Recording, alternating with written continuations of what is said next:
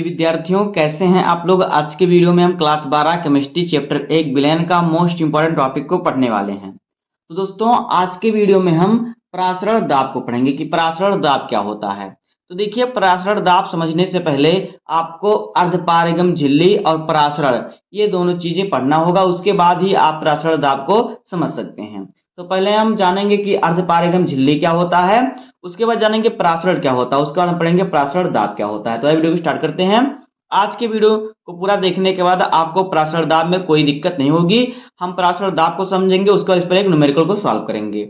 उम्मीद करता हूं आपको वीडियो पसंद आएगा। अगर आपको वीडियो पसंद है तो वीडियो को लाइक कर दीजिएगा, चैनल पर नए सब्सक्राइब कर दीजिए, बेल आइकन को प्रेस कर दीजिए, क्योंकि बोर्ड एग्जाम के हर सब्जेक्ट का हर इंपॉर्टेंट टॉपिक का वीडियो आपको चैनल पर मिलता रहेगा। तो वीडियो को स्टार्ट करते हैं। देखिए, पहले समझ लेते हैं कि अर्धपारगम झिल्ली क्या होता है। तो यहाँ पे हेडिंग हम डालेंगे अर्धपारगम झिल्ली। तो देखिए, पहले अर्धपारगम झिल्ली समझ लेते हैं, उसके बाद हम परासरण समझेंगे, उसके बाद परासरण दाब। तो देखिए, अर्धपारगम झिल्ली क्या होता है। अर्धपारगम झिल्ली, अर्धपारगम झिल्ली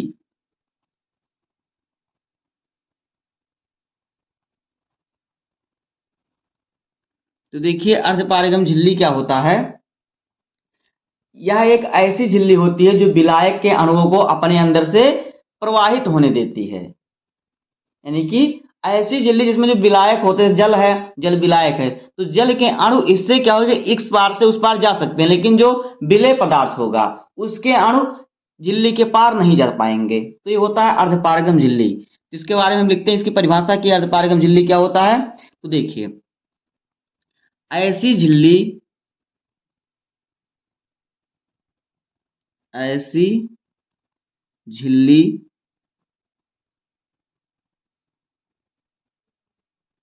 जो विलायक के अणुओं को, जो विलायक के अणुओं को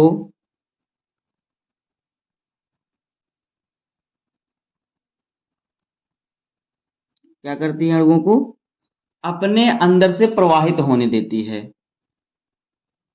अपने अंदर से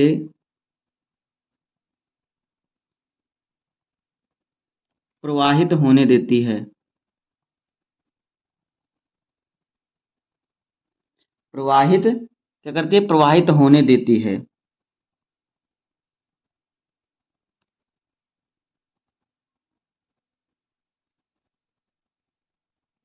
ऐसी झिल्ली जो विलायक के अणुओं को अपने अंदर से क्या होती है, प्रवाहित होने देती है, वो क्या होता है, वह अर्धपारगम झिल्ली होता है। तो यहाँ पे लिखेंगे ऐसी झिल्ली को अर्धपारगम झिल्ली कहते हैं। ऐसी झिल्ली को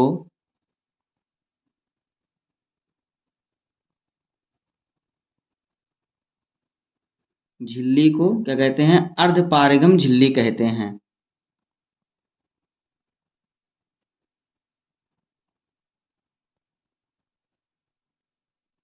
अर्धपारगम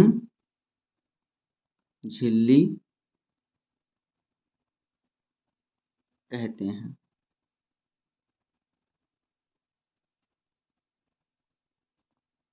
तो देखिए, क्या होती है अर्धपारगम झिल्ली, ऐसी झिल्ली जो विलायक के अणुओं को अपने से क्या अंदर से प्रवाहित बहने देती है, वो होती है अर्धपारगम झिल्ली। अब देखिए, हम समझेंगे परासरण क्या होता है। तो देखिए, परासरण क्या होता है, हम परासरण समझ लेते हैं, उसके बाद हम परासरण दाब को समझेंगे। तो यहाँ पे डालेंगे हम परासरण। तो देखिए, परासरण क्या होता है। देखिए, जब विलायक और विलयन के बीच में हम अर्धपारगम झिल्ली को लगा देते हैं तो क्या होता है, तो कम सांद्रता वाले जो विलायक के अणु होते हैं वो अधिक सांद्रता वाले विलयन की ओर क्या होते हैं, स्वतः यानी स्वयं ही प्रवाहित होने लगते हैं। यही होता है परासरण। तो इसको लिखते हैं, उसके बाद हम इसको चित्र के द्वारा समझते हैं। तो देखिए, परासरण क्या होता है, आप लिखेंगे जब विलायक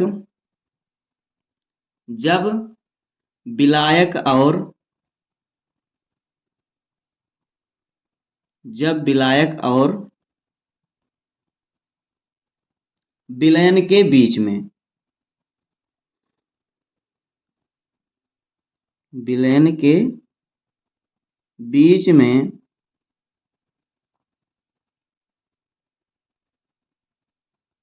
क्या करते हैं, अर्धपारगम झिल्ली लगाते हैं। अर्धपारगम्य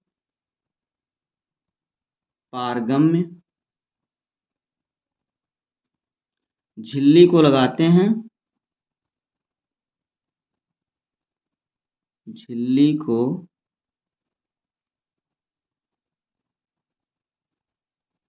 लगाते हैं तो क्या होता है, तो कम सांद्रता वाले जो विलायक के अणु होते हैं, तो कम सांद्रता वाले,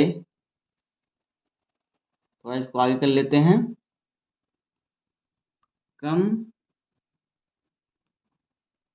सांद्रता वाले विलायक के अणु, विलायक के अणु अधिक सांद्रता वाले विलयन की तरफ स्वतः प्रवाहित होने लगते हैं। अधिक सांद्रता वाले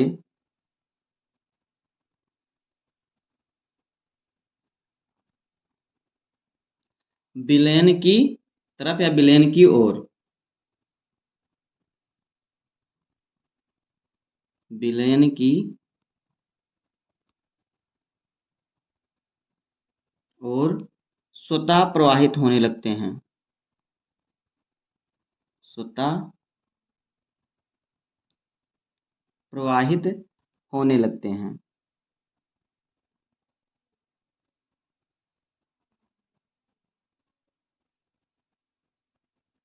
होने लगते हैं इसी घटना को कहते हैं प्रासरण। इसी घटना को क्या कहते हैं, प्रासरण कहते हैं।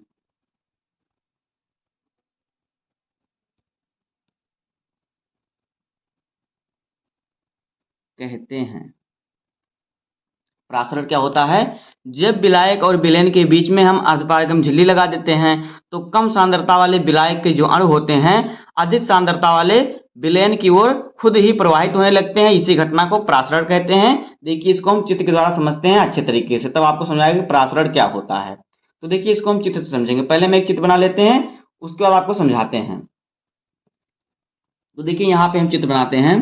मान लीजिए हमारा कोई बर्तन है, यहाँ पे देखिए ये मान लीजिए हमारा कोई यहाँ पे इस प्रकार से एक बर्तन बना हुआ है। इस प्रकार से हमारा बर्तन है। अब देखिए हमने इसके बीच में क्या किया, इसके बीच में हम क्या करेंगे, अर्धपारगम झिल्ली लगा देंगे। पहले बर्तन को हम बना लेते हैं। ये हमारा कोई बर्तन है। अब ये क्या करेंगे, हम इसके बीच में एक अर्धपारगम झिल्ली लगा देते हैं। यहाँ पे क्या करते हैं, हम एक अर्धपारगम झिल्ली को लगा देते हैं। तो ये क्या हमारा, ये हमारा अर्धपारगम झिल्ली हो गया। अब देखिए इधर हम विलायक भर देते हैं। इधर हमारा क्या, इधर हमारा विलायक हो जाएगा, यानी मान लेते हैं कि पानी। ये क्या है, हमारा विलायक है यानी कि पानी है। इसमें हमारा क्या, पानी भरा हुआ है। और पानी क्या होता है, पानी जो होता है विलायक होता है। ये विलायक हमारा है। अब यहाँ पे क्या करेंगे, हम यहाँ पे हम चीनी और पानी का घोल रख देते हैं। यहाँ पे हम क्या करेंगे, चीनी और पानी का घोल रख देते हैं। तो ये हमारा क्या गया, एक विलयन हो गया, क्योंकि चीनी और पानी इसमें घुला हुआ है। तो ये क्या हो गया, हमारा विलयन हो गया। आप लिखेंगे चीनी और प्लस पानी। तो ये हमारा क्या हो गया, ये हमारा हो गया विलयन। तो देखिए जो विलायक है, विलायक की सांद्रता कम होगी और विलयन की सांद्रता अधिक होगी। तो देखिए इसकी सांद्रता क्या होगी, कम होगी। तो यहाँ पे हम लिख देंगे कि इसकी सांद्रता क्या होगी, ये कम होगी। यहाँ पे कम सांद्रता, कम सांद्रता। और इधर देखिए विलयन है, तो इधर क्या जगह अधिक सांद्रता हो जाएगी इसकी, अधिक सांद्रता। क्योंकि जो विलयन होता है इसकी सांद्रता अलग होती है, इसमें विलेय और विलायक दोनों होता है। और जो यहाँ पानी है तो पानी सिर्फ विलायक है, तो इसकी सांद्रता कम होगी। अब देखिए हमारा क्या अर्धपारगम झिल्ली है, तो इस अर्धपारगम झिल्ली से क्या होगा, देखिए विलायक के अणु केवल इसके इधर जा सकते हैं, यानी जो पानी के अणु है इधर से इधर आ सकते हैं, इधर से इधर जा सकते हैं, लेकिन जो चीनी है इसके अणु अर्धपारगम झिल्ली से पार नहीं हो सकते, केवल विलायक को ही अपने आर पार होने देती है। यानी ऐसी झिल्ली होती है जो जिसमें सिर्फ विलायक के अणु प्रवाहित हो सकते हैं, विलेय के अणु प्रवाहित नहीं हो सकते। तो जब विलायक और विलयन के बीच में अर्धपारगम झिल्ली लगाते हैं तो कम सांद्रता वाले विलायक के अणु अधिक सांद्रता वाले विलयन की ओर स्वतः प्रवाहित हो जाते हैं। तो देखिए जो इसके अणु होंगे वो क्या करेंगे, वो इसकी तरफ क्या होंगे, प्रवाहित होंगे, इस तरह से इससे स्वतः खुद ही प्रवाहित होंगे। तो जो प्रवाहित होने की घटना है, यानी कम सांद्रता से अधिक सांद्रता की ओर जो प्रवाहित होने की घटना है, ये होती है परासरण की घटना, इसे ही कहते हैं परासरण। तो ये होता है परासरण। अब आपने परासरण समझ लिया कि कम सांद्रता से अधिक सांद्रता की ओर जो विलायक के अणु प्रवाहित होते हैं वही होता है क्या, वही हमारा होता है परासरण। इसका उदाहरण एक समझ लीजिए, जैसे कि पानी में आप किशमिश को डुबोते हैं तो वह फूल जाता है, यानी कि उसमें क्या होते हैं, जो पानी के अणु होते हैं किशमिश के अंदर चले जाते हैं, जिससे वह फूल जाता है। तो इसके उदाहरण को भी हम लिख लेते हैं, उस पर हम परासरण दाब को समझेंगे। तो यहाँ पे देखिए इसके उदाहरण लिख लेते हैं, कि एग्जाम्पल लिख लेते हैं हम। देखिए इसका एग्जाम्पल क्या हो जाएगा, यहाँ पे पानी में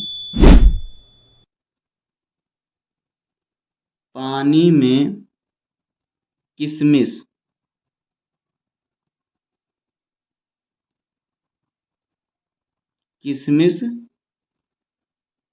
पानी में किशमिश डुबोने पर डूबने पर वह फूल जाता है, जो किशमिश होता है क्या होता है, फूल जाता है, फूल जाता है। यानी जो पानी विलायक है तो उसके जो अणु है किशमिश में प्रवाहित हो जाते हैं, किशमिश के अंदर चले जाते हैं, फूल जाता है। इसमें क्या होता है, इसमें परासरण की क्रिया होने लगती है, इसमें क्या होता है, परासरण होने लगता है, परासरण होने लगता है।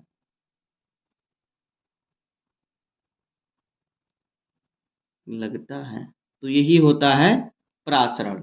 अब हम आसानी से समझ सकते हैं कि परासरण दाब क्या होता है। तो आइए अब हम परासरण दाब को समझते हैं सबसे सरल तरीके से।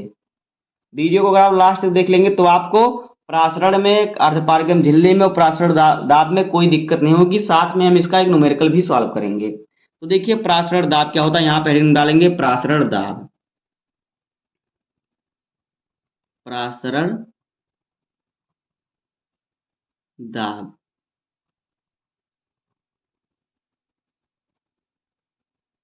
तो देखिए परासरण दाब क्या होता है, किसी विलयन पर बाहर से लगाया जाने वाला वह अतिरिक्त दाब जो परासरण क्रिया को रोक देता है, उस दाब को ही परासरण दाब कहते हैं। बस इतना ही आपको लिखना है और समझना है। तो देखिए परासरण दाब क्या होता है, किसी विलयन पर, इसको भी हम चित्र के द्वारा भी समझेंगे, पहले परिभाषा लिख लेते हैं। किसी विलयन पर बाहर से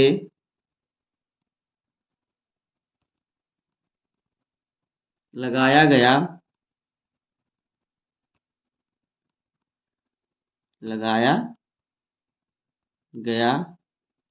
वह अतिरिक्त दाब, लगाया गया वह अतिरिक्त दाब,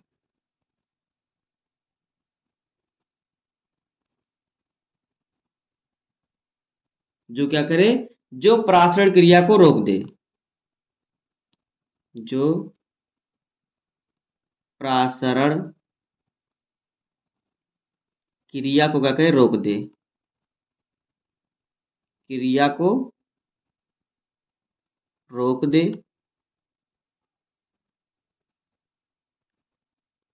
वह क्या होता है, वह होता है परासरण दाब। उस दाब को परासरण दाब कहते हैं। उस दाब को क्या परासरण दाब कहते हैं, परासरण दाब कहते हैं।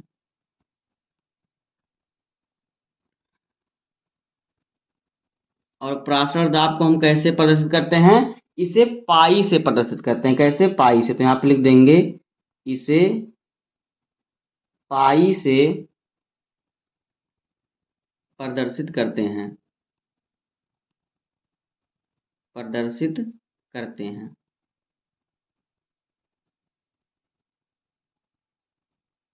करते हैं। तो वही देखते हैं हम प्रासरण दाब अब क्या होता है। पहले हम चित्र बना लेते हैं, उसके बाद इसको समझेंगे।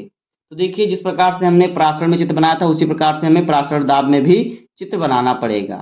तो देखिए, इसके हम चित्र को बनाते हैं, फिर इसको हम आसानी तरीके से समझेंगे। तो देखिए, हमारा यहाँ पे मान लीजिए कोई बर्तन है। एक बर्तन पहले हम यहाँ पे बना लेते हैं इस प्रकार से। और इस प्रकार से यहाँ पे हमारा कोई एक बड़ा बर्तन है।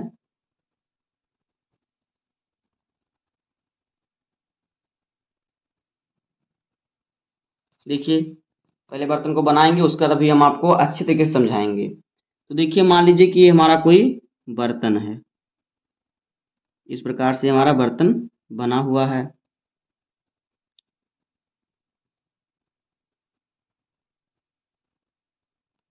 ये हमारा बर्तन है।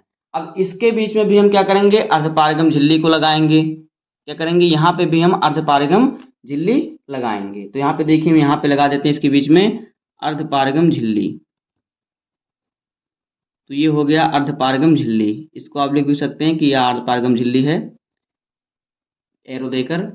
अब देखिए, अब फिर हम इसी में एक तरफ विलायक रखेंगे, एक तरफ विलयन रखेंगे। तो यहाँ पर हम पानी रख देते हैं, जो कि हमारा क्या है? विलायक है। यहाँ पे हमारा क्या है? पानी है, जो कि क्या है? विलायक है। पानी है जो क्या है? जो है विलायक।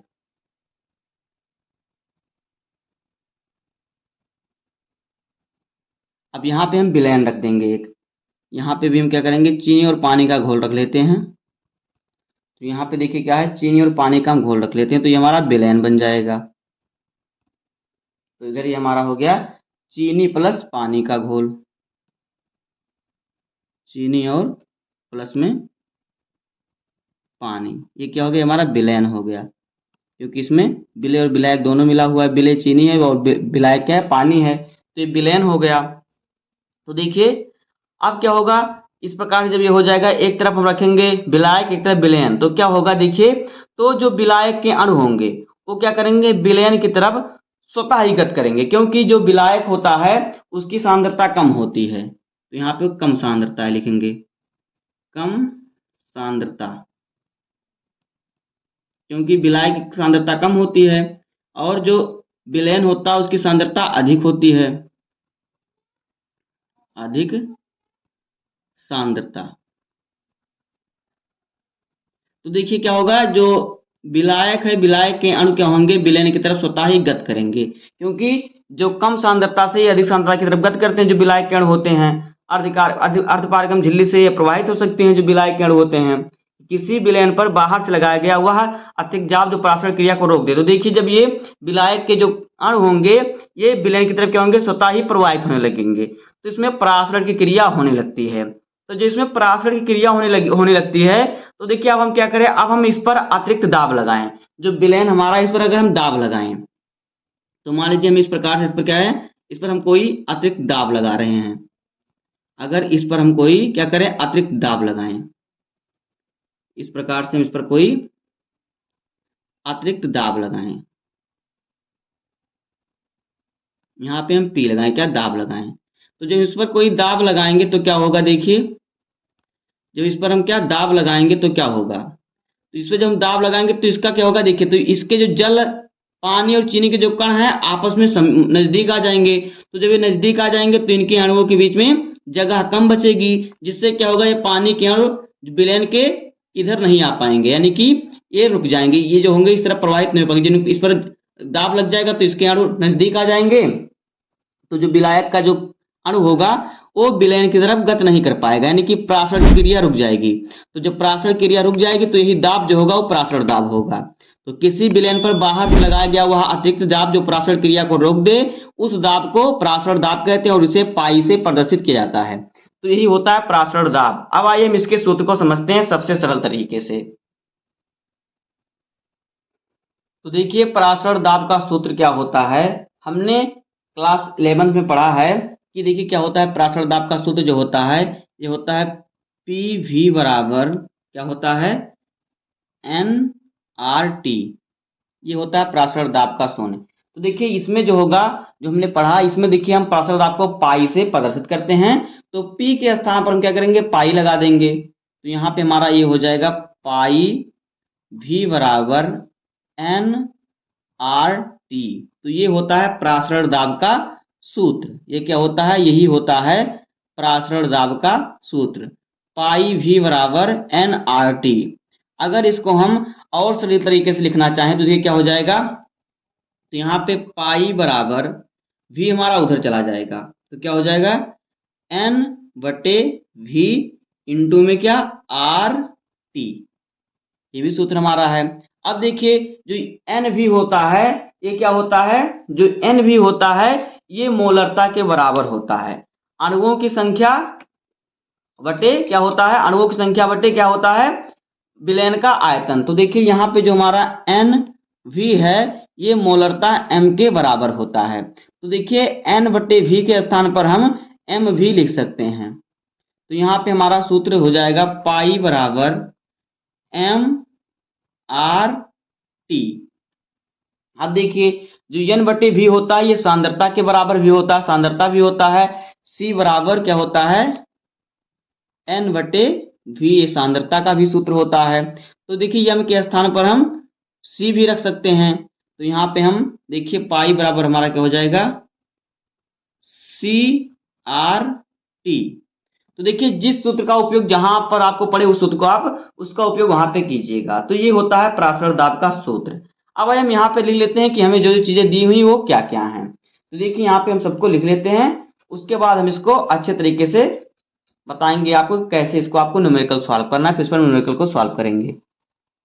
तो देखिए यहाँ पे जो हमें पाई दिया है क्या है, देखिए पाई जो है, पाई क्या है, पाई है प्रासरण दाब, पाई है प्रासरण दाब। और क्या दिया है हमें, वी जो दिया है, वी क्या है, वी है आयतन।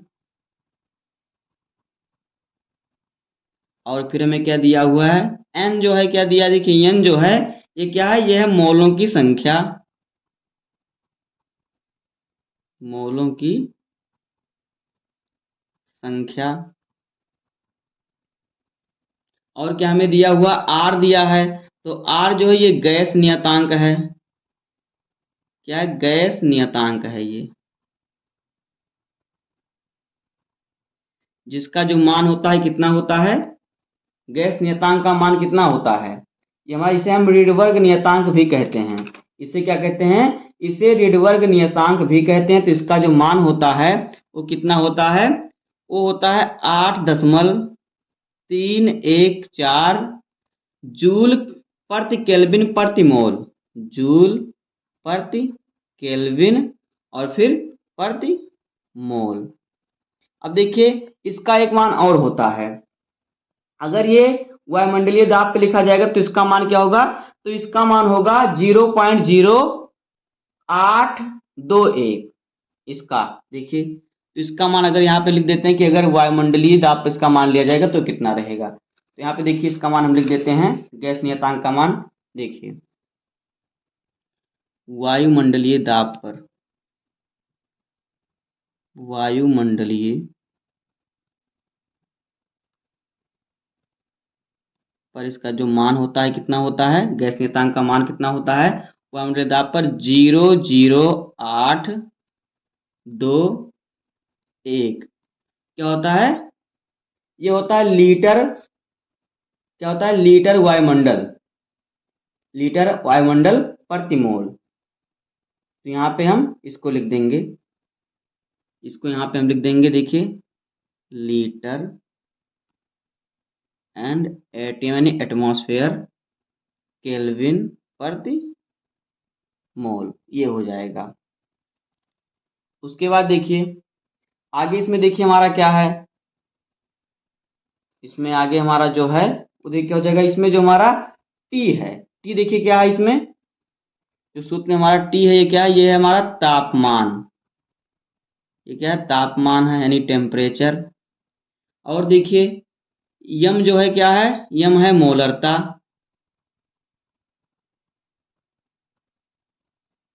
और देखिए इसमें जो हमें क्या दिया हुआ है, और इसमें जो हमारा है सी, सी क्या है, सांद्रता है। तो जितने चीजों का हमने प्रयोग किया सबका हमने नाम लिख दिया। तो इस प्रकार से हो जाएगा प्रासरण दाब का सूत्र। अब आइए हम प्रासरण दाब पर एक न्यूमेरिकल को सॉल्व करते हैं।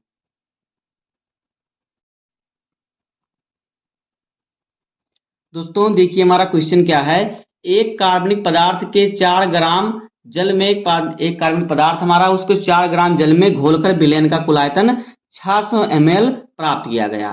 प्राप्त विलयन का परासरण दाब कितना दिया है, 0.82 atm दिया गया है और 0 डिग्री सेल्सियस ताप पर है। यदि R का मान 0.0821 लीटर प्रति मोल हो तो पदार्थ का अणुभार यानी कि हमें यहाँ पे n का मान ज्ञात करना है।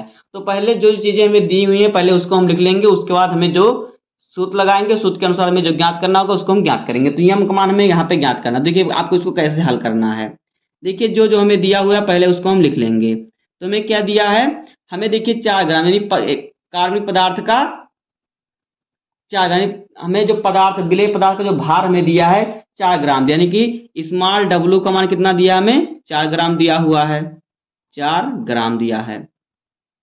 विलयन का कुल आयतन 600 ml यानी कि V का मान कितना दिया है, 600 ml दिया हुआ है, 600 ml।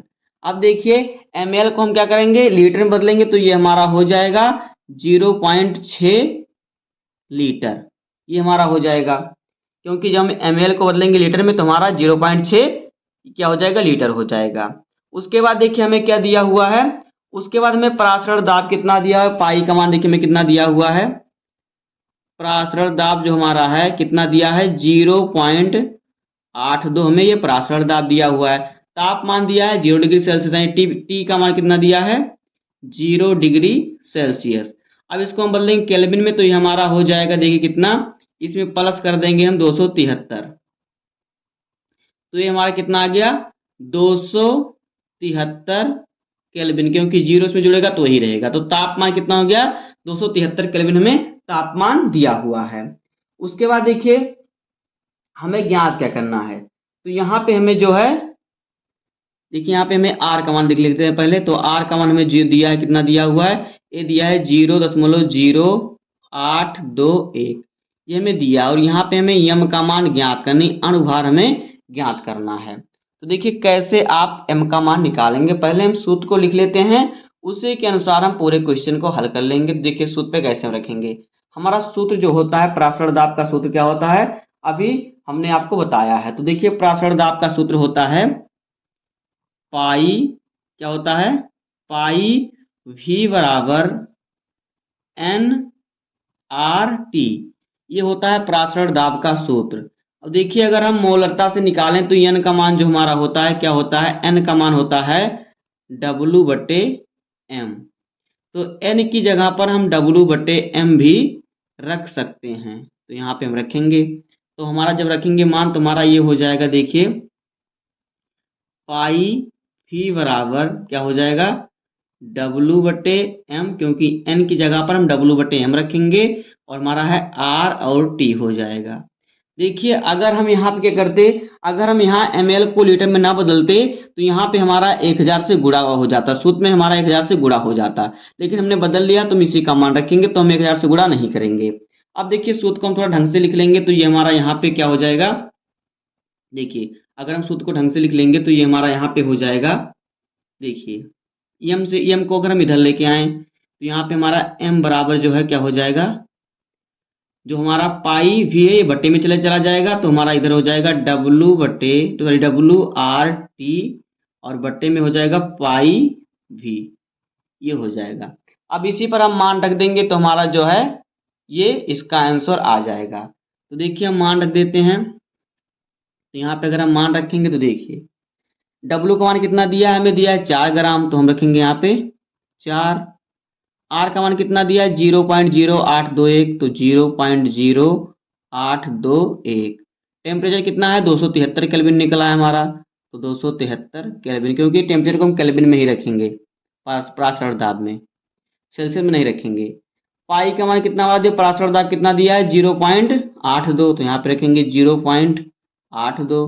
वी का मान कितना दिया, यानी कि जो विलयन का आता है कितना है 600 ml, हमने 600 ml का मतलब लीटर में, तो हमारा यह आ गया 0.6 लीटर। अब इसी को हम गुणा कर लेंगे तो हमारा इसका आंसर जो है आ जाएगा। तो देखिए, तो यम बराबर हमारा क्या यहाँ पे हो जाएगा, देखिए अगर हम देखिए 4 गुणे 0.8 0.082 1 गुणे 273 का गुणा करेंगे तो हमारा कितना आएगा, तो ये हमारा आएगा, देखिए गुणा करके आप देख सकते हैं 89.65 ये हमारा आएगा। 0.82 का गुणा हम करेंगे 0.6 में, तो ये हमारा आएगा 0.492। अब देखिए, अब हम क्या करेंगे, 89.65 में 0.492 का अगर हम भाग करेंगे तो ये हमारा कितना आएगा, देखिए तो ये हमारा आएगा कट के 182, तो 182 ग्राम प्रति मोल जो हो जाएगा, एम जो है अणुभार इसका हो जाएगा। तो इसी प्रकार से आपको इस प्रकार के न्यूमेरिकल को सॉल्व करना है। तो बस आज की वीडियो में इतना ही। उम्मीद करता हूँ आपको वीडियो पसंद आया होगा। अगर आपको वीडियो पसंद आए तो वीडियो को लाइक कर दीजिए, चैनल पे न्यू है सब्सक्राइब कर दीजिए, बेल आइकन को प्रेस कर दीजिए, क्योंकि बोर्ड एग्जाम के हर सब्जेक्ट का हर इंपॉर्टेंट टॉपिक का वीडियो आपको इस चैनल पर डेली मिलता रहेगा। तो मिलते हैं किसी नेक्स्ट वीडियो में, तब तक के लिए धन्यवाद, जय हिंद।